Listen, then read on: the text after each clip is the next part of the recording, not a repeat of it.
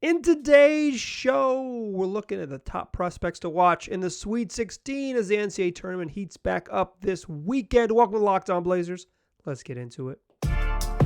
You are Locked On Trailblazers, your daily Portland Trailblazers podcast. Part of the Locked On Podcast Network, your team every day.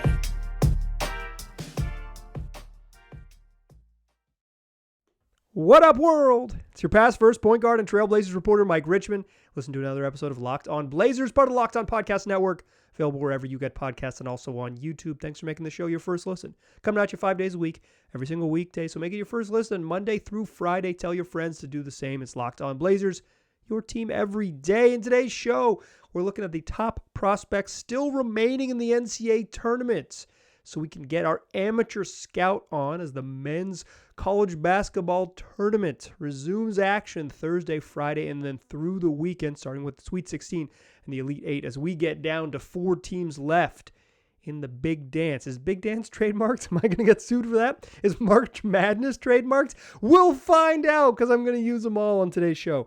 I got some names to know, a game to watch, and kind of some thoughts on how I do this. But let me be totally clear up front. I don't really watch college basketball. I'm an NBA guy. I watch a boatload of NBA games. I do not fake the funk about that. But I'm a UNC basketball fan. I watch every Carolina game. If they win, I'll watch it again because I enjoy it. I'm that type of dork. But I'm not a big college basketball guy. It doesn't light my fire. I don't find it. I find it to be the lesser version of basketball. Give me women's college basketball over men's college basketball any day of the week, pretty much. So this time of year, I'm catching up. I'm learning from the people who are good and smart. It's why I bring Rafael Barlow on the show all the time, because he's literally a professional scout. I'm reading Jonathan Givony on ESPN and others. I'm checking out the draft sources. Reading Kevin O'Connor's stuff at The Ringer and things like that to get caught up. I'm not pouring over the tape, and I'm not going to pretend to pour over the tape. So I am forming these pretty small sample size judgments of folks. And admittedly, what I'm going to do is I'm going to form some opinions based on reading and watching a little bit. But I am, I haven't seen Brandon Miller play very many basketball games. I don't even know. I've seen him play parts of 3 basketball games now. I'll share some thoughts, but again, I just want to be upfront about this. I'll bring experts on. I'll share expert opinions. I am merely a fan, but you are listening to Wednesday, March 22nd show, and on Thursday, the games are going to start again for the men's tournament. We're back, NBA prospects back on the court, so I want to get you prepped with who to watch. As another caveat, that's where we're at in the Blazers season. It's time to talk about youngsters because the games don't matter, or they're losing on purpose, one or the other. So here's some names to know as we head into the Sweet 16 top NBA prospects to watch. We're going to start at the top of the draft. The Blazers have very likely to have 2 draft picks in the upcoming draft, their own, which will land somewhere in the top 10, and one from the Knicks, which will be, depending on where the Knicks land, somewhere in this as low as the high teens and probably somewhere in that early 20s range. The Knicks are 6th in the East right now, and we'll see what happens in their final 10 or 11 games to go. But if you're watching these games, you're dreaming of the Blazers being way up the draft board, so you're watching the names at the top of the draft board. So that's going to be Alabama's Brandon Miller. He is involved and implicated in a pretty serious murder trial where he may have supplied a murder weapon to someone. I don't know what's going to happen between now and June. I just don't want to talk about him and ignore that altogether. I will say this. I hope he's not involved because it's really scary stuff. If he is involved, you don't want him to play for your basketball team. Regardless, he's one of the best NBA prospects, and he's still playing basketball. So I am now going to talk a little bit about him playing basketball, but I didn't want to put my head in the stand on that one. If you don't know Brandon Miller, or if you only know him from the headlines, he's like a 6'9" wing. He's pretty skinny. He's like he has the build of the young Kevin Durant, right? Where it's like, that dude's 6'9", except he's like a 2. You will remember Kevin Durant, his first year with the Sonics, straight up played shooting guard in the NBA, and now he's like a small ball center. The league's done changed. Miller, I watched him play. Carolina and Alabama played a 4 overtime game this year, so I saw him play a lot in that one, and he wasn't super good in that game. Shout out to my man Leaky Black. And then over the weekend, I saw him play parts of 2 blowouts. I didn't watch them closely at all because they were rolling, particularly in their first game, but he didn't play well. 5 of 22 over the weekend. He's still going to be one of the top picks in the draft. I believe Rafael Barlow has him as the second pick in the draft. He's going to be he's going to be he's going to be a top 5 pick and probably no worse than 3, assuming he's not implicated in some very serious legal stuff. He had a groin injury last weekend. He missed practice on Friday for Alabama, so maybe he was just like not right over the weekend, but he didn't play well. He's worth watching. They play Friday against San Diego State, Friday afternoon, a tip-off here in Portland. I'm giving you Pacific times. Shout out to my Australian listeners. I never know what day it is, but I do appreciate you all listening over there in Australia. Friday afternoon, Portland time, they play San Diego State. I would tune into that one because he's not the only NBA guy on the roster. They got another big guy who's definitely going to be, who's a league-type fellow, but Brandon Miller's top 5 pick. And if you're dreaming of the Blazers getting a high lottery pick, Miller is a guy who could absolutely help. The other guy who I really like in sort of this top of the food chain type of thing, I am super duper enamored with Jarace Walker's game. 6'7" big man at Houston. I struggle to give him a position. I think big man is the best way to describe it. He's like a power forward, but he guards everybody. He guards every position on the floor. He even plays a little center. I think some NBA scout types think, including Rafael Barlow on the podcast, that he could be like, he's a 4, but he could play if he fills out, gets a little bit older. He's probably not going to do this at 20 as a rookie in the league, but like could play small ball center the way the league is going because of his toughness. He's a joy. He's really fun. I thought Alabama was about to lose, I thought Houston was about to lose to Northern Kentucky. So I'm like, I got to tune in and watch. Let's go. I'll root against anybody. I don't care about no bracket. But Walker helped seal the deal. He had 16 and 6 in their first game. And then they played Auburn in the second round. 7 points, 10 boards, 6 blocks, guards everybody, plays hard as heck, makes some nifty passes. He's pretty, let's call it unpolished on offense. Like his handle seems a little rough. His shot seems a little rough. His finishing around the rim seems a little rough, but he plays so hard. He's really strong at the college level. He's a really good athlete. He can guard everyone on the court in the college game. There's literally no one on the court he can't guard. I love his game. I love Jarace Walker's game. I love his game. I think he is, trending up where he's going to be in that 5'6" range, maybe even higher. But like, if the Blazers, stay where they are in that 6'7" range, he could be still on the board. If they're in that 7'8" range, he might already be gone. But I love this dude's game. I love his game. He's probably of the, I watched a bunch of college basketball over the weekend. Pretty much the most non-Carolina basketball I watched last year too, literally for this podcast. Like, I'm just like, fine, I'll watch the NCAA tournament. I'm locked in. Even last year, because the Blazers were so bad for so long, I watched conference tournament games. I was really getting my scout on. But this year, I didn't really tune in until tournament time. He's the dude who I have been like, Raphael told me about him. This is host of Locked On NBA Big Board, who I've now shouted out a million times. Guest on the program, works for the network, literally a professional NBA scout, professional like draft scout. That's what he does for a living. He was really high on Walker, and I was like, okay, I'm going to check him out. Love his game. Probably my favorite prospect that I watched this weekend. I don't care if he can't shoot. Maybe I'll care at some point for the Trailblazers, but I don't care. Like I loved his game. It was super duper fun. Easy to see myself enjoying him at the next level. I will definitely check out Houston. They also play Friday against Miami. Miami, two really good guards, Isaiah Wong and Nigel Pack.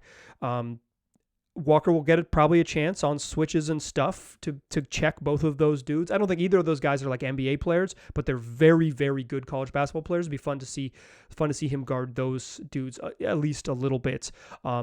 Should be intriguing. And if Marcus Strasser's back for Houston, it's just a really good basketball game. So that actually the Alabama San Diego State game starts just before that Houston Miami game. So Friday evening, starting about 4:30 p.m.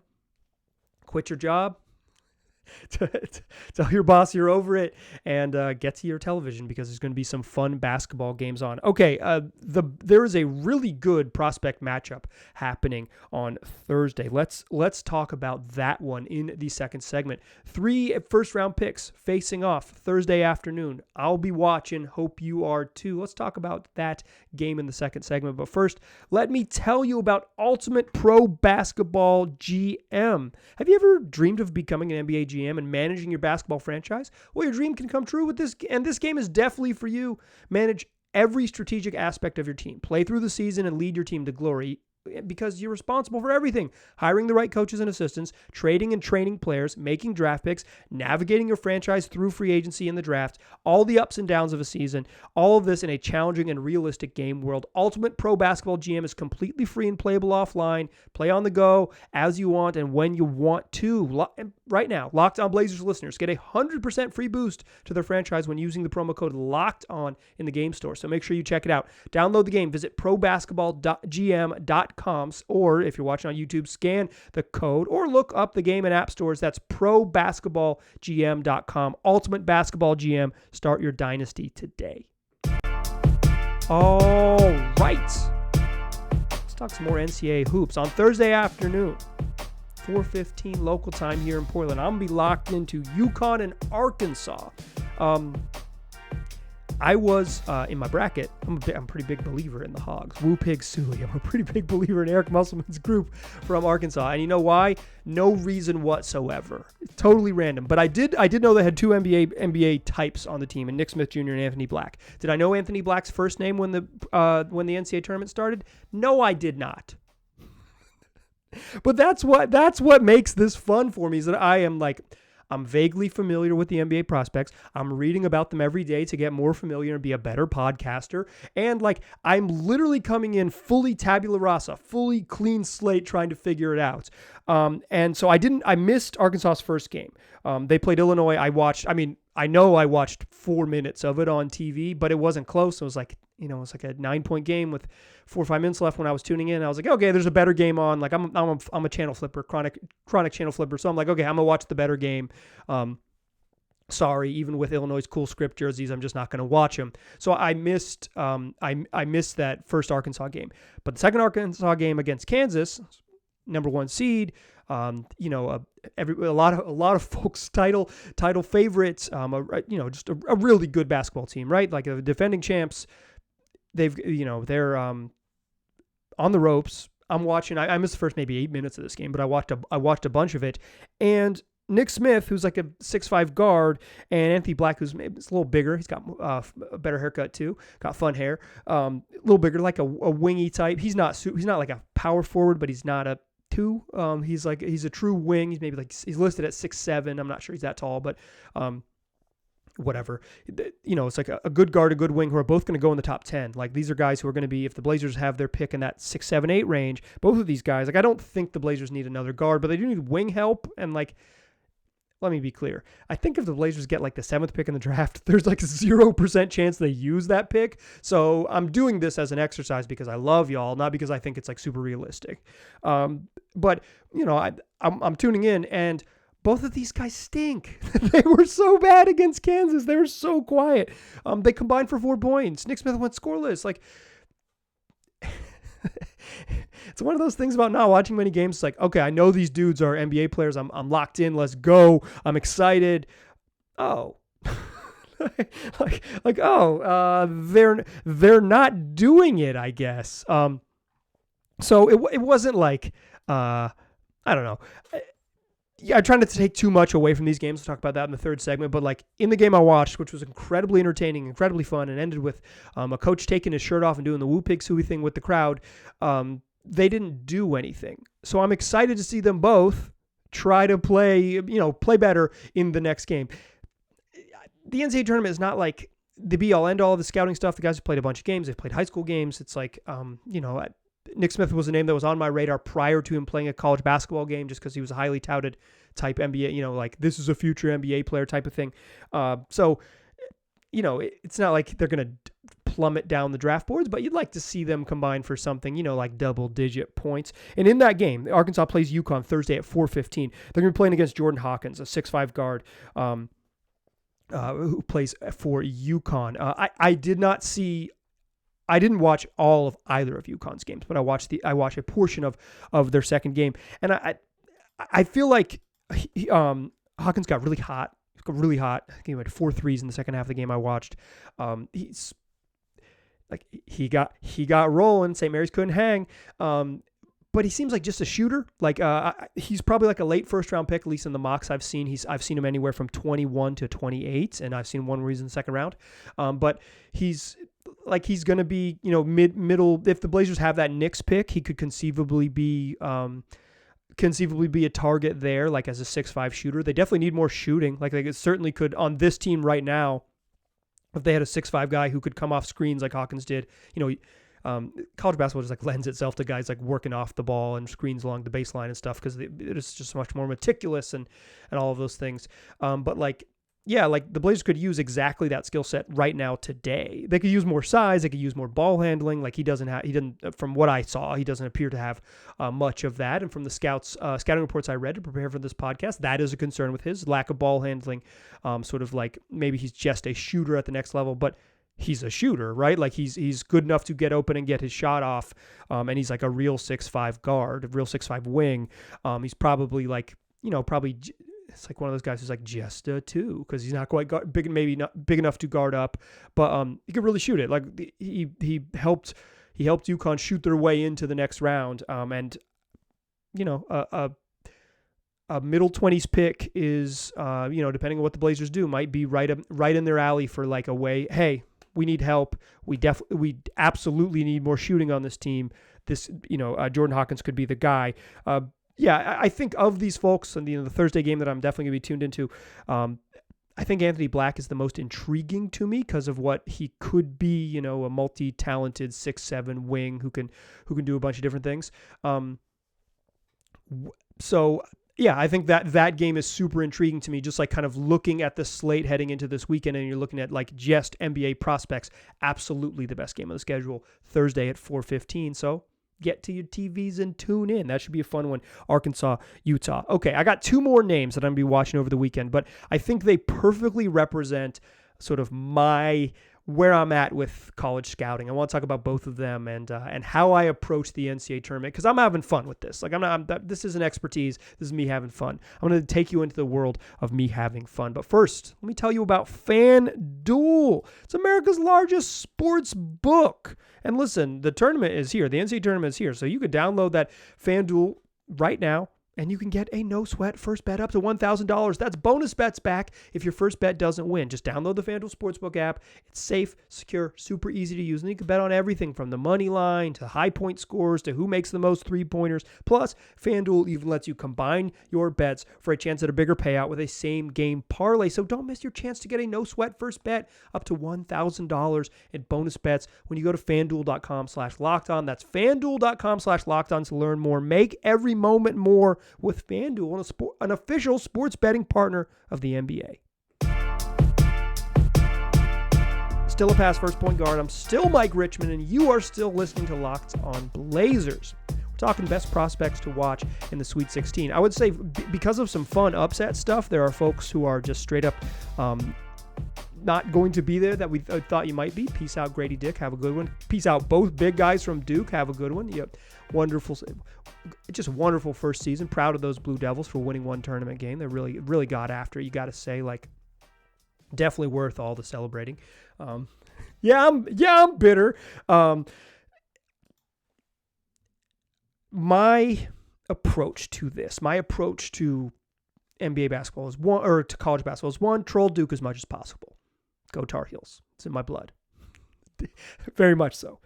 But it's also that I kind of recognize that I am not going to be able to, just because of like my life, I'm not going to be able to watch as much college basketball as like the experts. So I am when I'm watching these games, I'm like, I'm writing the names down, right? I'm like, Nick Smith Jr., he's supposed to be a pro. Oh, he's having a terrible game. Oh, like Anthony Black. Oh, can he score either? It's like Jarace Walker, he's supposed to be good. Oh, he's been good. He's incredible. I'm like, I know who I'm supposed to be watching. I kind of get organized, who I'm supposed to watch, who are NBA guys. Okay, here's, get my eyeballs, make sure I'm seeing the right people so I can, like I said, so I can do a good podcast. This is, I'm literally doing this for you because I'm comfortable with my ignorance. But I'm a person who loves hoops. So when I see a dude go off, I'm going to get enamored with them.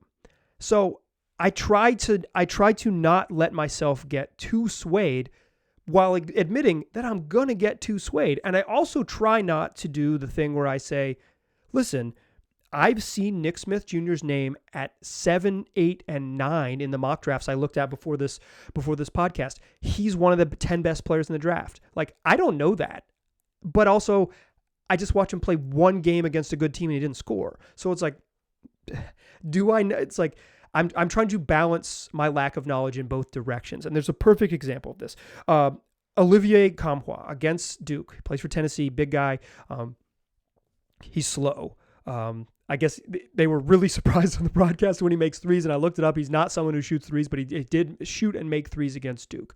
He's not particularly athletic, not particularly polished, but got after it on the boards and scored 27 points against Duke. I'm all in on this kid. I'm all in on this kid. It's like, Vols up, let's go. I'm ordering his jersey. I'm emailing emailing the AD to say, great job on getting this kid on campus. He's 22 years old. He's a fully grown man playing in this game. I don't know, fully grown man. That might not be how human development works. He's an adult playing in this game, and he goes off. And I've seen him play one game, and he's not on any draft boards. So I'm trying to say, okay, they probably know more than me. I'm looking for his name everywhere, right? I'm searching Tankathon. I'm searching ESPN. I'm everywhere.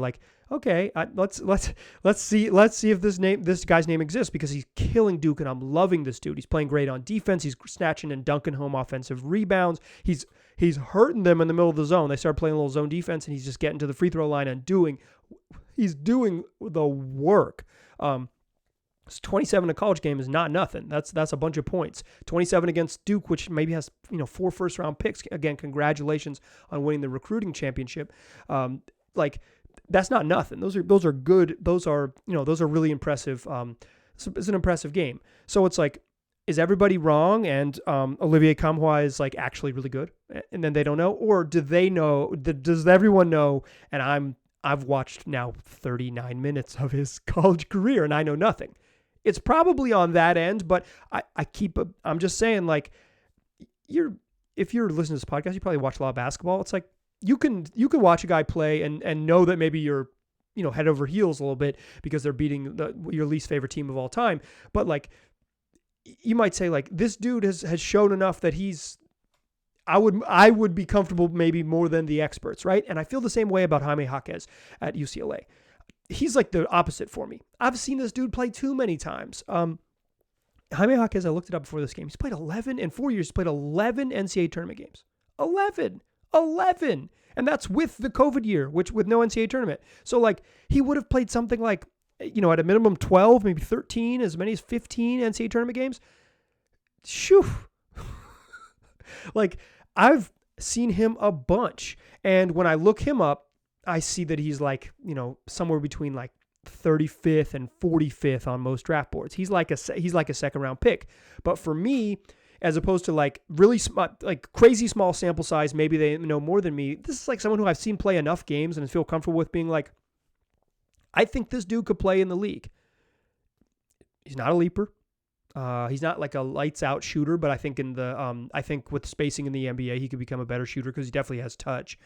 He just has incredible craft. He does a lot of work in the mid post in the college level. He's a good passer. He's when UCLA needs a bucket for years, they have just given him the ball and say, hey, please score. And he's great craft, great touch, tough as nails.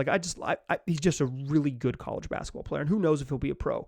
But as opposed to the Nkamhoua character who is I don't know who this is, but I like him and I've seen him play one game. Hawkins is like a known entity to me. And I feel like, to me, it's like he might only be a second round pick because of his physical tools and because of his age and because he's just not going to get much better. But I feel pretty comfortable saying that dude's probably an NBA contributor. A lot of things go into second round picks making the NBA and all those things, but it's like those are, for me, the sort of two poles that I'm pulling from here. There are some college basketball kids, and not fewer and fewer because, NBA guys don't stay, but like someone like Jaquez, who it's like, I've seen him play so many freaking college games that I feel comfortable in my assessment liking him more than the experts. And then there's a Nkamhoua character who I feel uncomfortable liking him more than the experts. And I'm trying to balance both of those things. And to me, that is the fun part about watching college basketball. Like I enjoy hoops. I enjoy the sort of the chaos of college basketball. What, quite frankly, I think a lot of NBA folks like me who watch it and like, oh my God, the sport is bad. And I've changed my opinion on this. One, I watch tons of Carolina games throughout the year. I watch all of them. So like I've already been exposed to the badness of college basketball. But my take is this. The low quality is the appeal. The chaos is the appeal. That's like what makes the NCAA tournament so fun, is that these dudes aren't aces, right? They're all, it's some guys who are playing literally their last college basketball games ever, and a bunch of dudes who are going to play professionally in not the National Basketball Association. The lower quality is what makes is in some ways its appeal. So when I watch this weekend, I will try to balance my Olivier Nkamhoua, like, total newbie, and my sort of bias for someone like Jaime Jaquez, who I've seen play a bunch and play well a bunch, and who I think like, yeah, he's probably not a good pro, but he's better than people think because I've seen him a bunch. I will balance those two things. I'll tune into UConn, Arkansas to see, 3 top 25 picks get at it. I'll definitely check out more Houston because I love Jarace Walker's game. It's going to be a bunch of fun. I hope that gets you set up to watch the Sweet 16. We'll be really light on teams after this weekend. It'll be 4 left, and we're heading into Final Four and championship weekend. So this is your last chance to probably have multiple games on your TV, multiple screens, and really enjoy the beauty of March college basketball. So I hope you do it, and I hope you keep an eye on who might be able to help your beloved Portland Trail Blazers. That's going to do it for today's show. Blazers play the Jazz on Wednesday evening. We'll talk about that game on Thursday. And on Friday, Casey Holdahl of Trailblazers.com is going to join the program, so don't miss that one. Fun shows the rest of the week. It's what we do Monday through Friday. Wherever you get podcasts, make it your first listen. Tell your friends to do the same. I appreciate you listening. I'll talk to you soon.